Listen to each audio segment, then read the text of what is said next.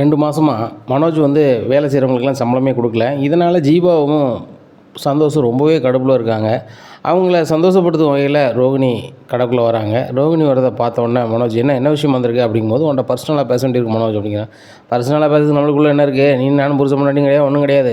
பர்சனலாக பேசிக்கிட்டு இருக்க வேண்டாம், கிளம்பு அப்படிங்கும்போது, என்ன மனோஜ் இப்படி பேசிகிட்டு இருக்க? உன் பிள்ளைய நான் வச்சுருக்கேன். நான் உன்னால தானே மாசமான வச்சேன். நீ வந்து இப்படி பேசிகிட்டு இருக்க அப்படிங்கும்போது, ஜீவா சொல்கிறாங்க, சார் இதுதான் சார் சரியான நேரம், கரெக்டாக வீடியோ எடுத்துருங்க அப்படிங்கிறாங்க. இவங்க 2 பேரும் பேசுகிறத அசால்ட்டாக வீடியோ எடுக்கிறாங்க.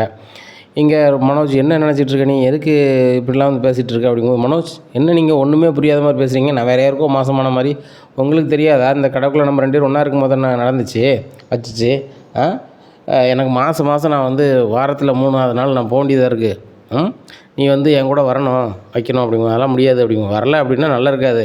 நான் நேராக உங்கள் வீட்டில் வந்து உட்காந்துக்கிடுவேன். உங்கள் அப்பாட்டே வந்து கேட்பேன் கேள்வி. உங்கள் அப்பாவுக்கு புரியும்ல, உங்கள் அம்மாவுக்கு புரியும்ல, உங்கள் அம்மாவும் 3 பிள்ளை பெற்றாள் தானே அப்படிங்கிறாங்க. ஏய் ரோகிணி, என்ன நீ பேசிகிட்டு இருக்க அப்படிங்கும்போது, என்ன பேசிகிட்டு இருக்கேண்ணா, எனக்கு நீங்கள் வரணும் மனோஜ். அப்படி வரல அப்படின்னா நடக்கதே வேறு. ஏன் உன் கடை முன்னாடி கூட உட்காந்து நான் வந்து உன்னை பாடாப்படுத்துவேன்.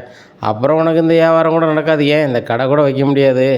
நான் வந்து கேள்விப்பட்டேன், இங்கே வேலை பார்க்குறவங்களுக்கு கூட ஒரு நாளுங்க சம்பளம் கொடுக்க முடியாமல் நீ திணறுதியான். அதில் நீ எப்படி திணறுவேன்னு நான் பார்த்துட்றேன் அப்படிங்கிறாங்க. இதை கேட்ட மனோஜ், நீ அப்படி எதுவும் பண்ணிடாத. ஏற்கனவே இந்த கடையை வந்து எத்த கடைக்காரன் எடுத்துக்கலாம் வச்சுக்கலான்னு மாதிரி இருக்கான். அதுபோக வீட்டில் முத்து மீனாவும் ஓவராக பண்ணிகிட்ருக்காங்க. இப்படி இருக்கும்போது நான் வந்து இந்த கடை இல்லாமல் இருந்தேன்னா எனக்கு மறுவாதியே இருக்காது. அதனால் நீ சொல்லுது நான் கேட்குறேன், ஆஸ்பத்திரி தானே வரணும், நான் வரேன், நீ கிளம்பு அப்படிங்கும்போது, மனோஜ்னா மனோஜ் தான் அப்படின்னு சொல்லி கன்னத்தை கிள்ளி ஒரு முத்தம் கொடுத்துட்டு போயிட்டே இருக்காங்க. இதை கரெக்டாக வீடியோ எடுத்துடுறாங்க. திரும்பி பார்க்காரு மனோஜ். யோ என்னையா செல்லை காமிச்சு இது பண்ணிகிட்டு இருந்தேன், நானும் வேறு ஏதாவது பார்த்துட்ருப்பீங்கன்னு பார்த்தா இப்போ நீங்கள் நாங்கள் பேசுனதெல்லாம் எடுத்து வச்சுருக்கியா அப்படிங்கும்போது சந்தோஷம் சொல்கிறாரு. ஆமாம், நீனும் ரோகிணியும் பேசுனது தான் எடுத்து வச்சுருக்கோம். 2 மாதம் சம்பளம் தரலன்னா ரோகிணிகிட்ட இதை காமிச்சு நாங்கள் வந்து வாங்கிப்போம் அப்படின்னு. ரோகிணிகிட்ட காமிப்பியா அப்படிங்கிறாங்க. ஜீவா சொல்கிறாங்க, சார் ரோகிணிட்டெலாம் காமிக்கக்கூடாது சார், இதை வந்து தேவிகா மேடத்தை காமிக்கணும். அவங்ககிட்ட காமிச்சா தான் நம்மளுக்கு சம்பளம் வரும். இது ரோகிணிகிட்ட காமிச்சா வருமா? ரோகிணி பேசுனது எப்படி நம்ம காமிக்க முடியும் அப்படிங்கிறாங்க. கரெக்ட், நீ தானே வந்து மனோஜுக்கு பிஏ, மூளை அவனுக்கு வந்து மூளை சொல்லிக்கிட்டு இருக்கல, அப்போ கரெக்டு தான் அப்படிங்கிறாங்க. இதை கேட்ட மனோஜ், இப்படிலாம் இறங்கிட்டிங்களா, நம்மளாம் எவ்வளவு க்ளோஸாக பேசுவோம், இப்போ நம்மளாம் ஃப்ரெண்டு அப்படிங்கும்போது, ஃப்ரெண்டுன்னு சொன்னேன் வயிறு நிறைமையா? வீட்டில் முன்னாடி வேலைக்கு போகிறேன்ட்டு போகிற சம்பளத்தங்கன்னு கேட்குறான், நான் என்னையா சொல்கிறது அப்படிங்கிறாங்க. ஜீவா சொல்கிறாங்க, சார் எனக்கு வேறு கல்யாணம் வச்சுருக்கு சார், நான் மாதம் வேலை செஞ்சு சம்பளத்தை கொண்டு எங்கள் அப்பாட்டையும் எங்கள் அம்மாட்டையும் கொடுத்தா தானே என் மவா வேலை பார்த்து மாதம் சம்பளத்தை கொண்டு கொடுக்கா, அவளுக்கும் காலகாலத்தில் ஒரு கல்யாணத்தை பண்ணி வைப்போம் அப்படின்னு நினைப்பாங்க. நீங்கள் என்ன சார் இப்படி பண்ணிகிட்ருக்கீங்க அப்படிங்கிறாங்க. இதை கேட்ட சக்திவேல், இங்கே பாருங்கள், இவங்க வந்து ஆக்ஷனில் இறங்கிட்டாங்க, இன்னும் ஒன்றும் பண்ண முடியாது. ஏன் நான் கூட உங்கள்கிட்ட பேசிகிட்டு இருக்கிறத கூட இவங்க வீடியோ எடுக்க முடியும். அப்படி எடுத்தாங்கன்னா எனக்கும் பெரிய ஒரியாகும். நான் ஏகப்பட்ட பேருக்கு ஜோசியம் சொல்லிக்கிட்டு இருக்கேன், பெரிய ஆட்களுக்கு நல்லா சம்பாரிச்சிக்கிட்டு இருக்கேன், நல்லா மறுவாதியாகவும் இருக்கேன். இப்படி நீங்கள் சம்பளம் கொடுக்கல வைக்கலன்னா வேலை செய்கிறவங்க இப்படி தான் பண்ணுவாங்க, ஒழுங்கு மரியாதை சம்பளம் கொடுங்க அப்படிங்கும்போது, சரி கொடுக்குறேன் அப்படின்னு சொல்லிட்டு கல்லாவுக்கு போகிறாரு. கல்லாவுக்கு போய் எல்லாரையும் வர சொல்லி 2 மாதம் சம்பளத்தை கொடுக்காரு. கொடுத்தோடனே சக்திவேல் சொல்கிறாரு, எல்லோரும் கொடுத்துட்டீங்க, எனக்கு தரல அப்படிங்கும்போது, சார் என்ன சார் நீங்களும் கேட்குங்க அப்படிங்கும்போது, இங்கே பாருங்கள், அவங்க வீடியோ எடுத்தாங்க, இங்கே வந்து சொல்லிடுவேன்னு சொல்கிறாங்க. நான் அப்படி இல்லை, டைரெக்டாகவே தேவிகா மேடத்தை போயிடுவேன். இந்த பப்பரப்பா மனோஜுக்கு நான் தான் எல்லாமே சொன்னேன், யோசனை அப்படி சொன்னதுனால தான் அப்படி பண்ணார். இப்போ எனக்கு அதுக்கு நான் சொன்ன ஐடியா சொன்னதுக்கு எந்த சம்பளமும் தர்றதில்லை. அவரை நம்பி பண்ண வச்சுக்கிட்டு இருக்காதீங்க, நீங்கள் என்ன பண்ணுமோ பண்ணுங்க அப்படின்னா அவங்க பண்ணுவாங்க ரொம்ப சூப்பராக அப்படிங்கிறாங்க. சார் நீங்களுமா சார் அப்படிங்கிறாங்க. அப்புறம் என்ன பண்ண எனக்கும் தாங்க அப்படிங்கிறாங்க. உடனே அவர் ஒரு 50,000 வாங்கிட்டார். இங்கே மனோஜ் கல்லால் ஒன்றுமே இல்லை.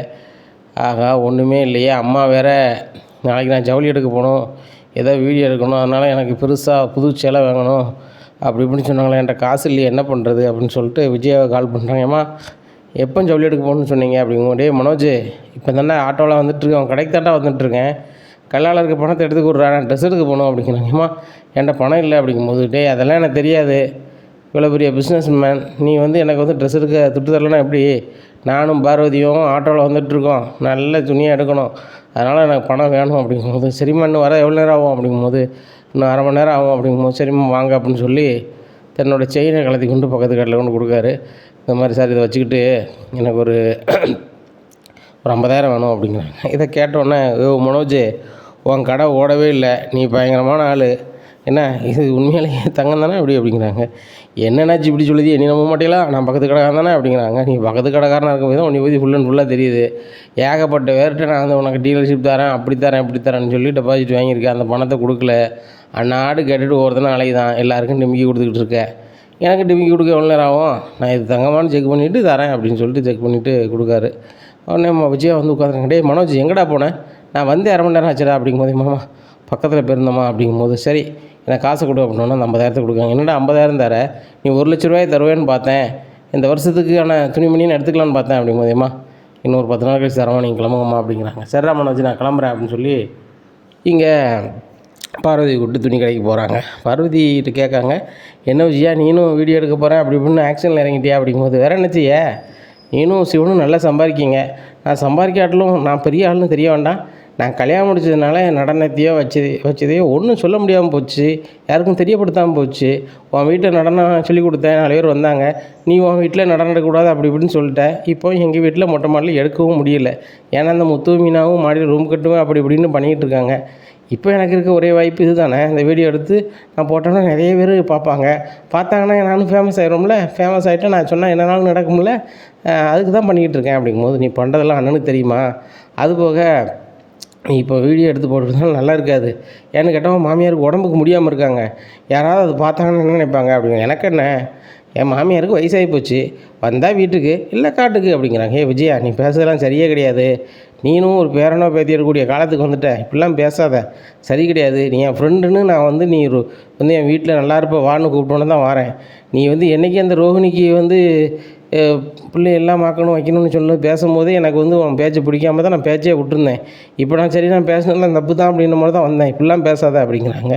ஆமாம் நீ நியாயம் தர்மனே இருக்க பாரு, உன் பையனும் மருமகனும் உன் கூடயே இல்லை அப்படிங்கும்போதுங்க பாரு, அவங்க என் கூட இருக்காங்க இல்லை, நான் வந்து அவங்கள நினச்சி சந்தோஷமாக இருக்கேன், அவங்க நல்லா இருக்கட்டும்ன்ட்டு. அதே மாதிரி நீ எல்லோரும் நல்லா இருக்குன்னு நினை, ரோஹிணியும் வீட்டுக்கு மருமகளாக வரலனாலும் கூட அவள் நல்லா இருக்கணும்னு நினைக்கிறோம் நீ, சரியா அப்படிங்கும்போது, இல்லை மனோஜ் வாழ்க்கையை பார்க்கணும் நான் அப்படிலாம் நினைக்க மாட்டேன், பார்த்துடல என் மகன் அங்கே போனோன்னா 50,000 சொலையாததுண்டா அப்படிங்கும்போது, இங்கே பாரு மனோஜுக்கு பெருசாக வியாபாரம் ஆன மாதிரி இல்லை. நம்ம 1/2 மணி நேரம் கடையில் இருந்தோம், கடைக்குள்ளே ஒருத்தரும் வரலை, கடையில் வேலை பார்த்தவங்க எல்லாருமே சந்தோஷமாக உட்காந்து ஒரு இடத்துல பேசிக்கிட்டு தான் இருந்தாங்க. அப்படிங்கும்போது மனோஜ் எவ்வளோ சந்தோஷமாக எல்லோரையும் பார்த்துக்கிறான், இல்லைன்னா எப்படி இந்த கடையில் சிரித்து பேசிக்கிட்டு இருப்பாங்க அப்படிங்கிறாங்க.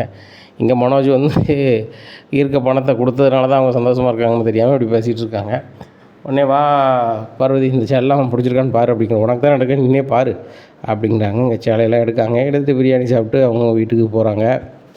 சுருதி வீட்டில் இருக்காங்க. சுருதி பாருமா நான் எவ்வளோ துணி எடுத்திருக்கேன் பாரு, எல்லாமே நம்ம வீடியோ எடுக்க தான் அப்படிங்கும்போது, நம்ம சும்மா தானே சொன்னோம், அந்த ஆன்ட்டி வேறு அப்படி பண்ண ஆரம்பிச்சிட்டாங்களா அப்படிங்கும்போது, ஆன்ட்டி இதெல்லாம் எதுக்கு எடுத்தீங்க, வீட்டில் இருக்கிறத போட்டாலே ரியலாக தெரியும்ல, நீங்கள் எதுக்கு இப்படி எடுத்துக்கிட்டு இருக்கீங்க அப்படிங்கும்போது, இல்லைம்மா அப்படி இருக்கக்கூடாதும்மா, கலர்ஃபுல்லாக தெரியணும், நீ தானே சொன்ன முத்துக்கும் மீனாவுக்கும் நான் தான் வீட்டுக்கிட்ட காசு கொடுத்துருக்கேன்னு சொல்லி, காசு கொடுத்த நான் வந்து சேலை சரியில்லாமல் நான் இருந்தேன்னா நல்லா இருக்குமா, அதான் நான் வந்து விலை கூடின சேலை எடுத்தேன் அப்படிங்கும்போது, ஆன்ட்டி நீங்கள் வந்து எளிமையாக இருக்க மாதிரி போட்டால் தான் நல்லாயிருக்கும் அப்படிங்க. இல்லைம்மா நான் வந்து ரொம்ப ராயல்னு என் ஃப்ரெண்ட்ஸ்லாம் நினைக்கிறாங்க, அதே மாதிரி தான் நான் இருக்கணும், அதனால தான் நான் வந்து இப்படிலாம் ட்ரெஸ் எடுத்தேன், நான் உனக்கு கூட நான் அடுத்து போகும்போது ட்ரெஸ் எடுத்துகிட்டு வரேம்மா அப்படிங்கும்போது, இல்லை ஆன்ட்டி என்கிட்ட நிறைய ட்ரெஸ் இருக்குது, நான் ஒரு ஆள் தானே போடுறேன், அதனால் எனக்கு பெருசாக நிறைய துணி தேவைப்படாது அப்படிங்கும்போது, நானும் ஒரு ஆள் தானமாக போடுறேன், என் துணியை வேறு யாராமல் போடுறாங்க அப்படிங்கிறாங்க.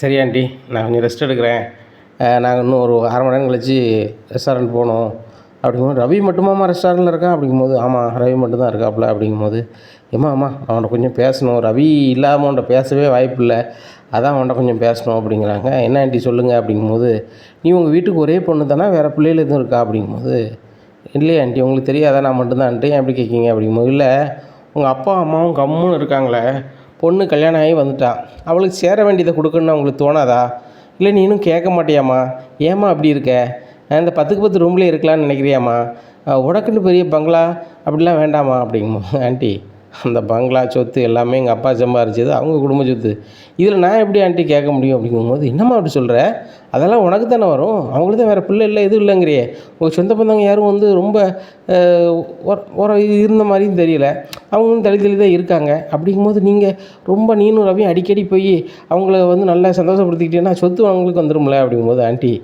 எங்கள் அம்மாவையும் அப்பாவை பற்றி உங்களுக்கு தெரியும் அவங்க எப்படின்னு சொல்லி அப்படியும் பேசுகிறீங்க பார்த்தீங்களா, எங்களுக்கெல்லாம் அது தேவையே இல்லை, எதுக்கு நாங்கள் தனியாக ரெஸ்டாரண்ட் நடத்தி நாங்கள் பெரிய ஆளாக வரணும்னு பண்ணிகிட்ருக்கோம்.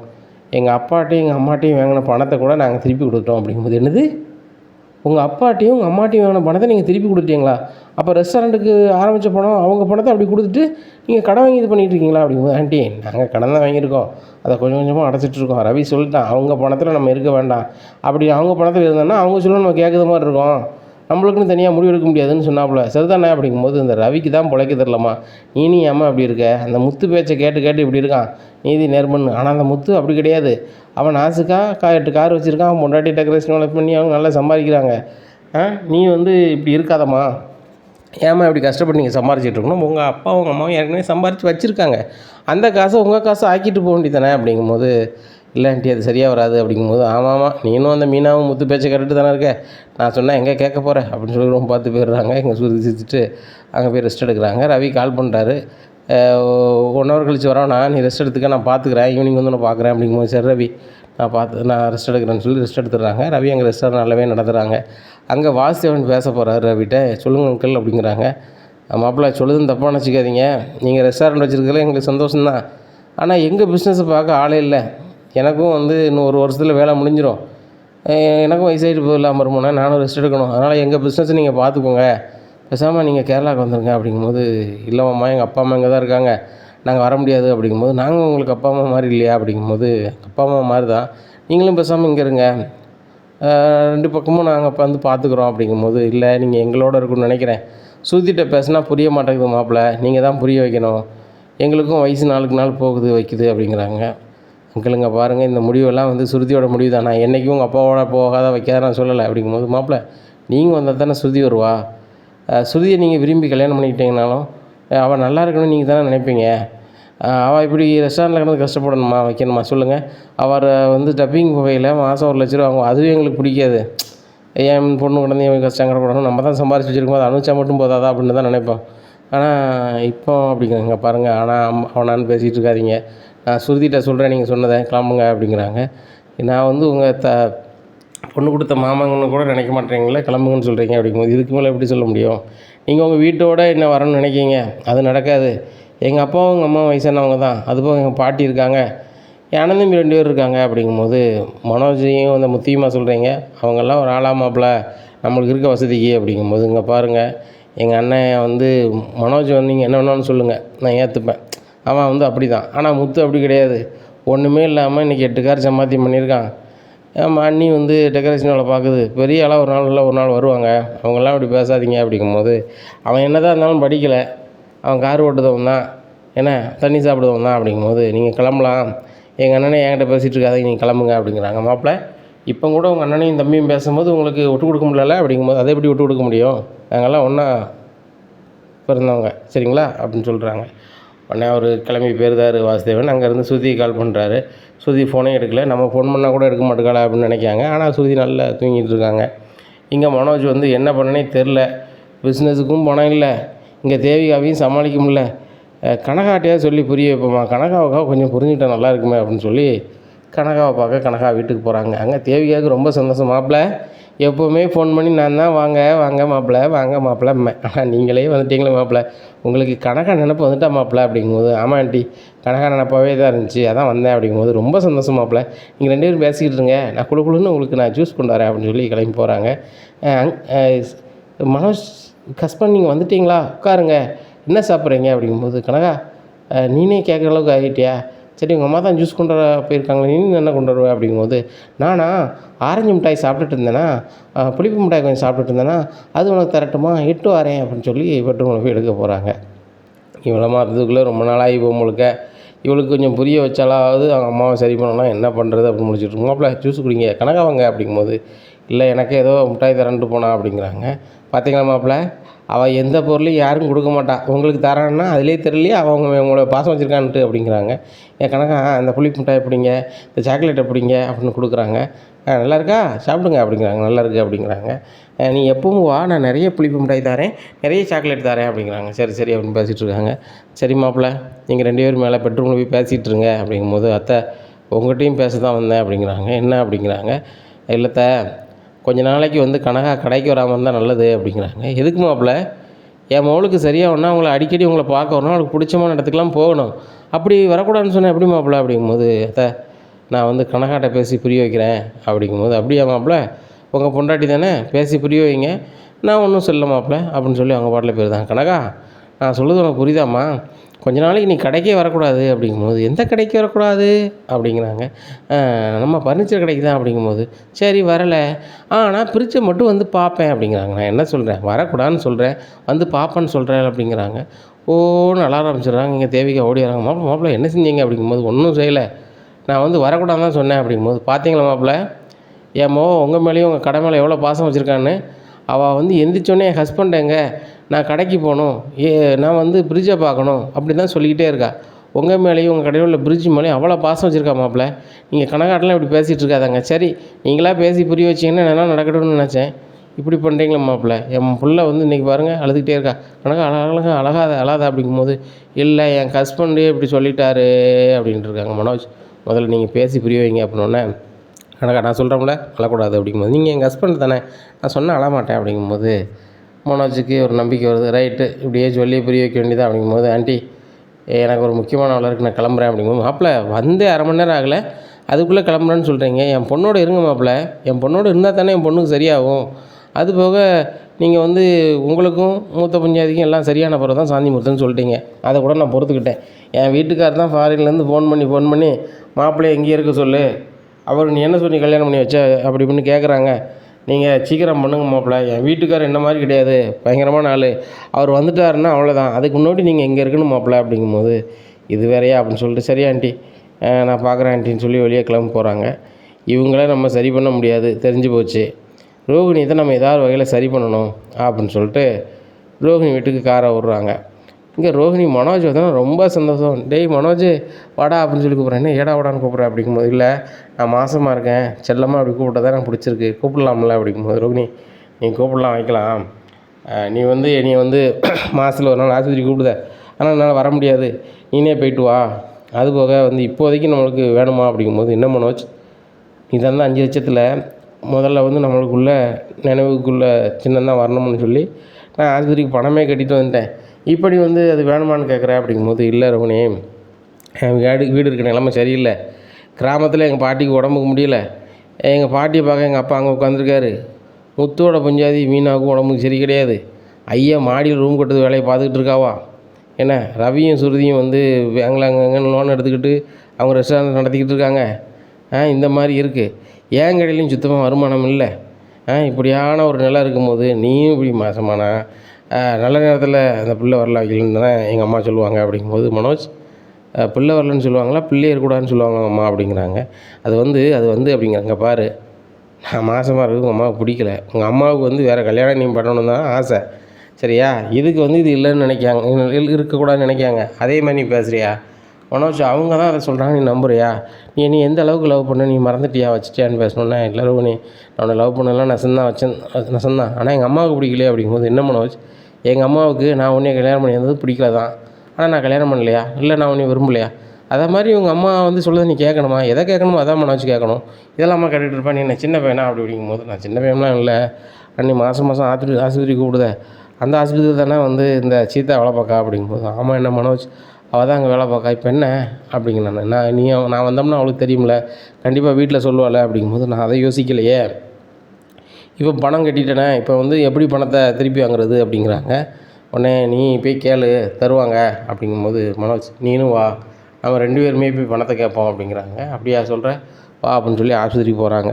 இவங்க 2 பேரும் ஒன்றா ஆஸ்பத்திரிக்கு வரதை ஒரு ஃபோட்டோ எடுத்துருந்தாங்க. யார் இங்கே சீதா எடுத்து முத்துக்கு அனுப்பிடுறாங்க. இவங்க 2 பேரும் போய் பணத்தை திருப்பி கொடுங்க, நான் வந்து வேறு ஆஸ்பத்திரி கூட்டி கொண்டு பார்க்க போகிறேன் வைக்க போகிறேன் அப்படிங்கிறாங்க. உடனே இல்லைங்க கட்டின பணத்தை கொடுக்க முடியாது அப்படின்னோடனே ரோகிணி ரொம்பவே ஒரு மாதிரி சொல்கிறாங்க, என் வீட்டுக்காரர் கஷ்டப்பட்டு தந்த பணம், அது போக நான் எவ்வளோ நாள் வந்திருக்கோமோ அதுக்குள்ளே பணத்தை மட்டும் எடுத்து மீதி தாங்க அப்படிங்கும்போது, சரிங்க நாங்கள் நிர்வாகத்தை கேட்டு தரோம்னு சொல்லி கேட்டுட்டு ஒரு அரை மணி நேரம் வெயிட் பண்ண வச்சு பணத்தை கொடுத்து அனுப்பிடுறாங்க. மனோஜ் ரொம்ப சந்தோஷம், நீ என் கூட மாதம் வந்து ஆஸ்பத்திரிக்கு வரேன்ருக்கு, அதுவே எனக்கு சந்தோஷம், வேறு எந்த ஆஸ்பத்திரி இருந்தாலும் பரவாயில்லை அப்படிங்கிறாங்க. எப்பா இந்த சீத்தாட்டிருந்து நம்ம தப்பிச்சுக்கிட்டோம் அப்படின்னு சொல்லிட்டு சரி உடனே கிளம்புறேன் அப்படின்னு சொல்லிட்டு கிளம்பிடுறாங்க. இங்கே ஆஸ்பத்திரியில் சீதா கேட்குறாங்க என்ன விஷயம் வந்தாங்க அப்படின்னோன்னா, அவங்க கட்டின பணத்தை திருப்பி வாங்குறாங்க, அது போக அவங்க வேறு ஆஸ்பத்திரியில் பார்த்துக்குறாங்கன்னா இது அவங்களுக்கு தூரமாக இருக்கான் அப்படிங்கிறாங்க. அப்படியா அப்படின்னு சொல்லிட்டு இந்த விஷயத்தையும் முத்துட்ட சொல்லிடுறாங்க. ஆமாம், இந்த ரோகிணியும் மனோஜும் வந்தாங்க, இந்த மாதிரி ஆஸ்பத்திரியில் கட்டின பணத்தை திருப்பி வாங்கிட்டு போகிறாங்க அப்படின்னு சொல்லி ஃபோட்டோ அனுப்பிடுறாங்க. இதை பார்த்த முத்து, அவன் புள்ள இல்லை அவன் புள்ள இல்லைங்க, நான் ஆஸ்பத்திரிக்கு வந்து எல்லாம் போகிறான், அப்போ இந்த வீட்டை தான் ஏமாற்றிட்டு இருக்கேன், அன்றைக்கி வரட்டும் அப்படின்னு சொல்லி நினைக்காங்க. நைட்டு எல்லோரும் வீட்டுக்கு வந்துடுறாங்க. வந்தோடனே விஜயாட்டா, ஏமா மனோஜை கூப்பிடுங்க அப்படிங்க. டேய், அவனே எதுக்குடா கூப்பிடணும், அவனே பிஸ்னஸ் பண்ணிட்டு டயர்டாக இருப்பான் அப்படிங்க. டயர்டாக இருக்க மாட்டான், ரோஹிணியை கூப்பிட்டு ஆஸ்பத்திரிக்கு அங்கன்னு போகிறாங்களா, அதனால வேணா தலைவர் ஒரு மாதிரி இருக்கலாம் அப்படிங்க. டேய், அவன் ஏன்டா அப்படி பண்ண போகிறான் அப்படிங்கிறான். அவன் ஏன் அப்படி பண்ண போகிறானா, ஆஸ்பத்திரி அலைதான், அது போக பணங்கட்டோடு விளாண்டுதான் அப்படிங்கும்போது, டேய் மனோஜே சரியாக வியாபாரம் அவளை வைக்கலன்ட்டு அலைஞ்சிட்டு இருக்கான் அப்படிங்கும்போது, ஏமா ஆஸ்பத்திரியில் ஒரு 1,50,000 ரூபாய்க்கு மேலே கட்டியிருக்காங்க, என்ன அதை அங்கே செலவு போக திருப்பி வாங்கி வேறு ஆஸ்பத்திரிக்கு போயிருக்காங்க. இதே தான் வேலையாக இருக்கார் தலைவர், என்னென்னு கேளுங்க. நீங்கள் தான் வந்து அந்த ரோகிணி வச்சுருக்கிறது வந்து மனோஜோட பிள்ளை இல்லைன்னு சொல்லுவீங்க, ஆனால் மனோஜோட பிள்ளைங்கிறது மாதிரி அவன் எல்லாமே பண்ணுறான் அப்படிங்கும்போது அதுக்கு வாய்ப்பே இல்லைடா. நீ தேவையில்லாமல் இந்த மனோஜை இப்படி பண்ணிக்கிட்டு இருக்காத, நீனும் பொண்டாட்டி முன்னேறி போகிறான்னா முன்னேறி போங்க. எதுக்கு மனோஜ் வந்து ஒரு பிஸ்னஸ் மேன் நீங்கள் இப்படி பண்ணுறீங்க, அவனும் பாடுறா பெரிய கோடீஸ்வரியை கல்யாணம் பண்ணிவிட்டு ஜோதியாக வர போகிறான் அப்படிங்கும்போது, ஏம்மா அவனை வந்து பிஸ்னஸ் பண்ண வேண்டாம் வைக்க வேண்டாம் நான் சொல்லவே இல்லை, பண்ணி வரட்டும், நல்ல மாதிரி இருக்கட்டும், எனக்கு தேவையில்லை, ஆனால் அவனை வர சொல்லுங்க அப்படிங்க. டேய் மனோஜ் அப்படிங்கிறாங்க. என்னம்மா ரொம்ப டயர்டாக இருக்குது, நானே பிஸ்னஸ் பண்ணிக்கிட்டு பட்டுக்கிட்டு இருக்கேன் அப்படிங்கிறாங்க. பார்த்தியாடா மனோஜ் அப்படி பிஸ்னஸ் பண்ணி அவனோட உடம்பு வழியில் வந்திருக்கான், நீ என்ன எப்படி பேசிகிட்டு இருக்க அப்படிங்கும்போது, அப்படியா இங்கே பாருங்கள் அப்படின்னு சொல்லிட்டு இந்த ஃபோட்டோவை காமிக்காங்க. இதை பார்த்துட்டு, டேய் இது என்னடா அப்படிங்கிறாங்க. ஏம்மா பழைய ஃபோட்டோவே இது பண்ணியிருப்பான் அப்படிங்கிற. பழைய ஃபோட்டோ ரைட்டு, வேறு என்ன உனக்கு தெரியணும் அப்படிங்கிறாங்க.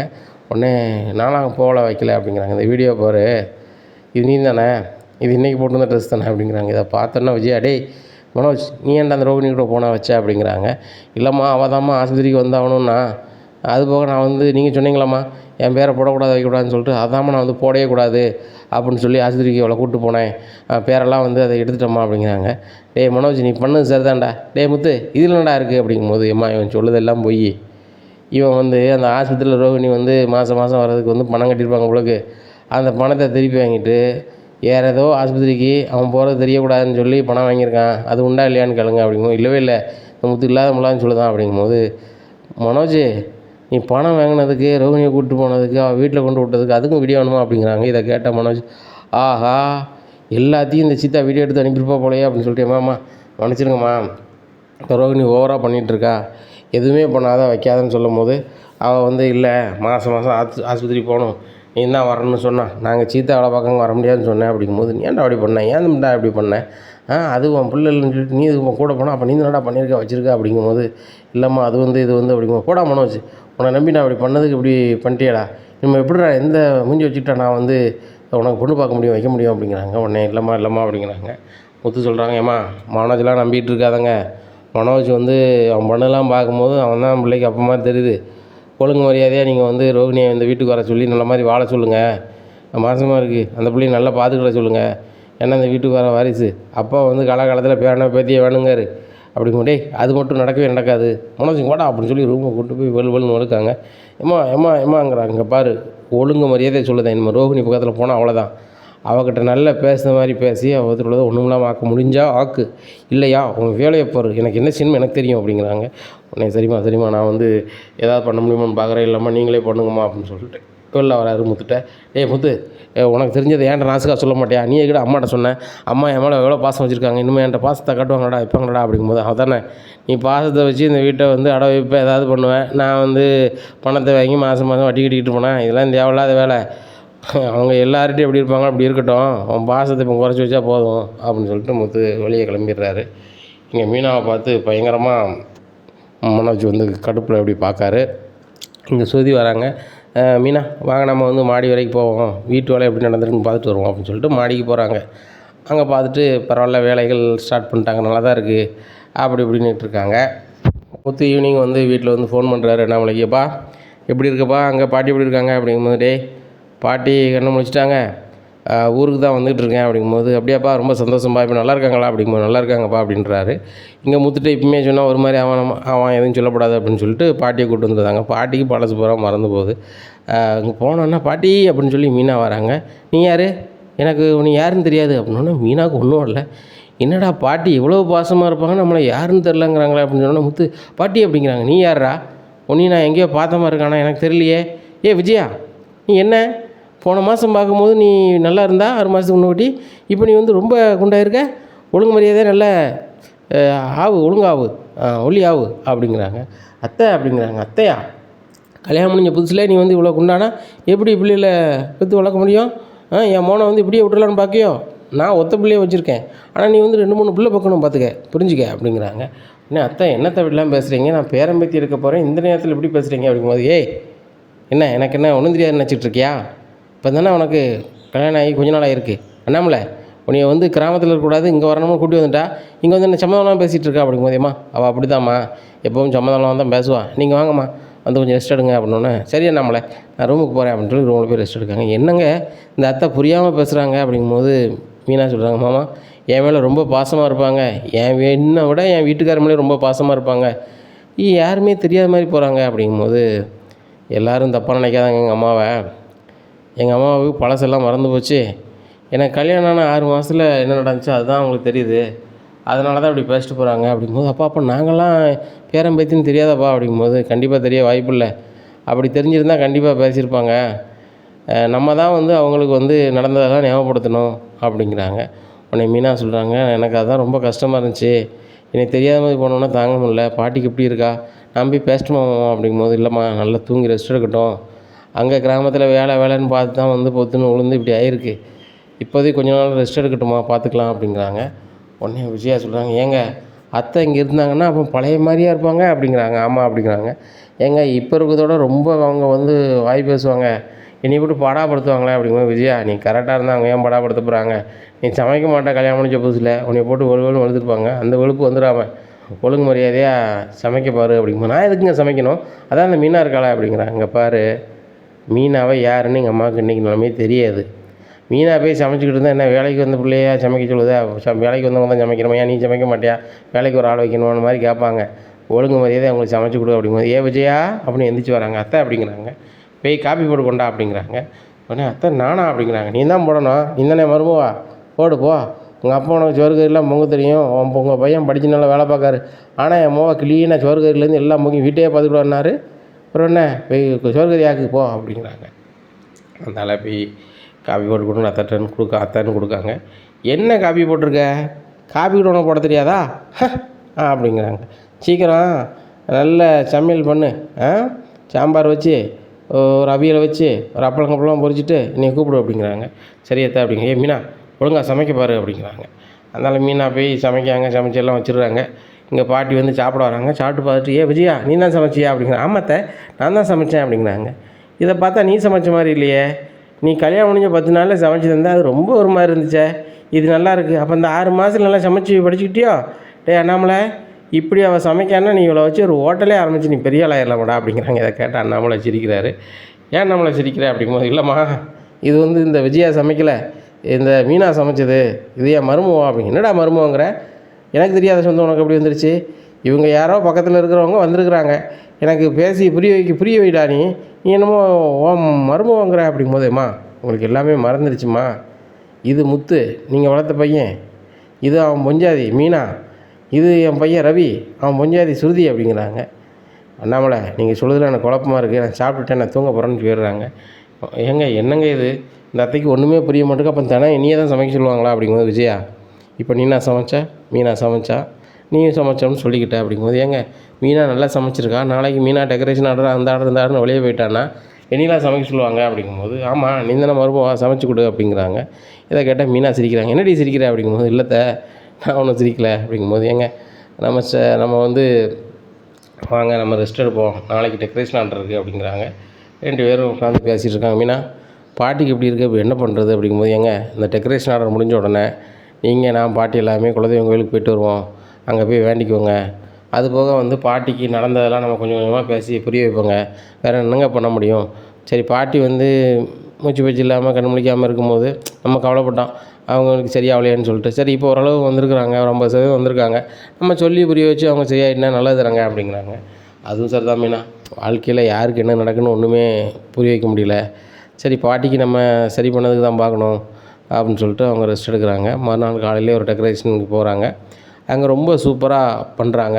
பண்ணி முடித்த உடனே அந்த மேனேஜர் கூப்பிட்டு, ரொம்ப அருமையாக இருக்குது, நான் கூட புதுசாக ஒரு ஆள்கிட்ட வந்து நம்ம டெக்கரேஷன் ஆர்டர் கொடுத்துருக்கோமே, அவங்க பண்ணிடுவாங்களா வச்சுருவாங்கன்னு நினச்சோம், நீங்கள் ரொம்ப அருமையாக பண்ணிட்டீங்க, இனிமேல் என்ன வேலைனாலும் உங்களை தான் கூப்பிடுவேன். அப்படிங்கும்போது முத்து சொல்கிறார், தொடர்ந்து ஆதரவு கொடுங்க சார், நாங்கள் இப்போ தான் புதுசாக வளர்ந்துட்டு வரோம், நாங்கள் புதுசாக வீடு கூட கட்டுறோம், எங்களுக்கு அதுக்கு பணம் வேணும் எல்லாம் வேணும். அப்படிங்கும்போது அருமையாக பண்ணியிருக்கீங்க, நீங்கள் பேசின தொகையோட நான் கூட தான் வந்திருக்கேன், வச்சுக்கோங்க அப்படிங்கிறாங்க. முத்துக்கு மீனாவுக்கு ரொம்ப சந்தோஷம். ஏன்னா மாடியில் ரூம் கட்டுறதுக்கு அந்த பணம் ரொம்ப வசதியாக இருக்குன்னு சொல்லி ரொம்ப சந்தோஷமாக சிரிக்கிறாங்க.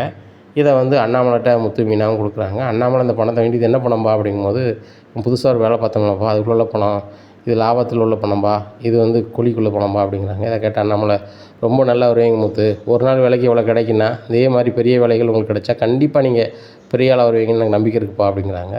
இவங்க 2 பேரும் அண்ணாமலை காலில் விழுந்து ஆசீர்வாதம் வாங்குதாங்க. அப்போ பாட்டி வராங்க, என்ன அண்ணாமலை இவங்க உன் காலில் விழுந்து ஆசீர்வாதம் வாங்குதாங்க, இவங்களுக்கு கல்யாணம் முடிஞ்சு இப்போ தான் முடிஞ்சிருக்கா, சரி சரி நல்லா இருக்கட்டும் அப்படின்னு சொல்லி அந்த பாட்டியும் ஆசீர்வதிக்காங்க. இனி என்ன நடக்கும் அப்படிங்கிறத பொறுத்திருந்து பார்க்கலாம். நம்ம சேனலை நீங்கள் மறக்காமல் லைக் அண்ட் சப்ஸ்கிரைப் பண்ணுங்கள். தொடர்ந்து ஆதரவு தாங்க. நன்றி, வணக்கம்.